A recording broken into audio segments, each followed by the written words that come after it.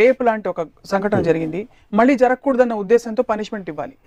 ఇలాంటివి ఎవరికి జరగకూడదు కదా ఖచ్చితంగా. ఒకటి క్వాంటమ్ ఆఫ్ పనిష్మెంట్ ఇంక్రీజ్ చేసినంత మాత్రాన అది ఆగుతుందా అనేది ఒకటి. ఘోరంగా అదే చెప్తున్నా. బర్బారిక్ పనిష్మెంట్ అనేది ఏంటి? ఇప్పుడు వీడు సొసైటీకి రాంగ్, వీడు మొలాన రేప్ జరిగిందా, మర్డర్ జరిగిందా, ఏదో జరిగింది, వీడు మన సొసైటీకి హానికరం కాబట్టి వీడిని తీసి పక్కన పెట్టండి. It is can't be a part of the society and జైల్లో పెట్టారా ఏదో చేశారు. ఇప్పుడున్న అడ్వాన్స్ థింకింగ్లో పనిష్మెంట్ అనేది కదా, ఇట్స్ రిఫార్మ్. ఐదర్ మీరు కొన్ని టెక్నికల్ దాంట్లో రిఫార్మ్ చేయాలి, లేకపోతే వాడు ఎంప్లాయ్ చేసిన మెథడ్నే మనం చూపెడితే ఆ పర్టికులర్ టోన్ ఆఫ్ ట్రీట్మెంట్. ఇప్పుడు షరియా లా ఉంది, ఆడు దొంగతనం చేస్తే చేతులు నరికి, ఆడు రేప్ చేస్తే ఆడి ఎదురు నరికి, ఇలాంటివి చేసినప్పుడు will get into that kind of a mode.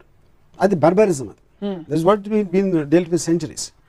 కానీ మానవత్వం అనేది పెరిగిన కొద్దీ, సొసైటీ సివిల్ అయిన కొద్దీ మనకు పనికిరాలని తీసి పక్కన పెట్టి వాళ్ళని రిఫార్మ్ చేయాలి. కానీ సో జైల్స్ అన్నీ కూడా ఇప్పుడు రిఫార్మ్ మోడ్లో ఉంటాయి. ఆడు ఎందుకు చేసిందంటే ఒక మానసిక పరిస్థితి వల్ల చేసాడు వాడు కొన్ని దీని వల్ల, దాన్ని మార్చి ఆడిని పెట్టడమా లేకపోతే దూరంగా ఉంచడమో చేయాలి.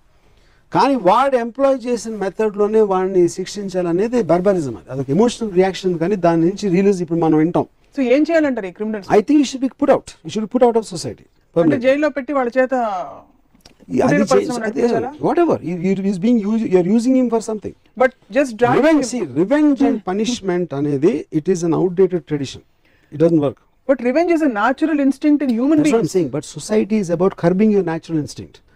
Revenge is an animal instinct. Revenge is a criminal instinct actually. మన బాడీకి ఒక క్యాన్సరో లేకపోతే ఒక పర్టికులర్ ఇన్ వచ్చినప్పుడు దాన్ని తీసి పక్కన పెట్టాలి. దాని మీద కోపం రాకూడదు. దాని మీద చంపేస్తానని వెళ్ళి క్యాన్సర్ని పొడిస్తే దట్ డజంట్ సాల్వ్. దాన్ని సివియర్ చేసి పక్కన పెట్టాలి. అది నాకు ప్రస్తుతం యోగి రామ్ గోపాల్ వర్మానంద కనిపిస్తున్నారు. What does it mean? Because మీరు యోగి లాగా శాంతంగా పరిష్కారం శాంతంగా కాదు, నేను I'm telling about a logic. ఇప్పుడు పాము ఉందండి, ఆ పాము కరుస్తుంది, కరిస్తే నేను చచ్చిపోతానని తెలుసు.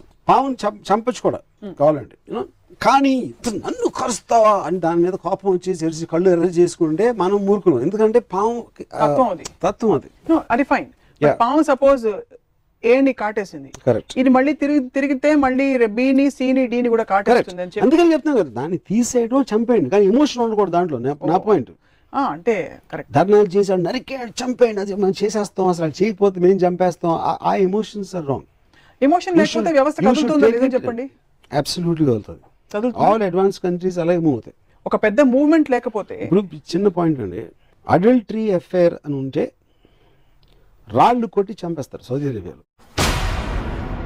అమ్మాయిని పాతిపెట్టి అబ్బాయిని పాతిపెట్టి మెడ వరకు రాళ్ళు కొట్టి చంపుతారు. అలాంటి సొసైటీ మీకు అసలు ఒప్పుకుంటారా? అది ఆ లా ఆఫ్ ల్యాండ్. అది ఇంత నేరం, ఈ నేరం చేసినది ఎవడన్నా పిక్ పాకెట్ చేస్తే ఆయన చేతులు నరికేస్తారు. ఇవాళ హైదరాబాద్లో జరిగింది పిక్ పాకెట్. ఆయన పబ్లిక్లో పెట్టి చేతులు నరికితే మనం చూడగలుగుతాం అని అది అనుకుంటున్నాం మనం. కానీ అది అక్కడ జరుగుతాయి, ఇక్కడ జరుగుతాయి. క్రైమ్ రేట్ తక్కువ అండి. తక్కువ అంటే మొత్తం రిస్ట్రిక్ట్ అయిపోతారు కదా.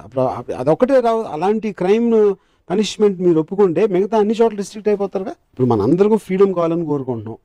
నాకు నా ఇష్టమైన అమ్మాయితో వెళ్తున్నాం, విడాకులు తీసుకున్నాం. ఈ కైండ్ ఆఫ్ ఏ ఫ్రీ సొసైటీలో ఉన్నప్పుడు అలాంటి లాస్ అప్లికబుల్ ఎలా అవుతాయి?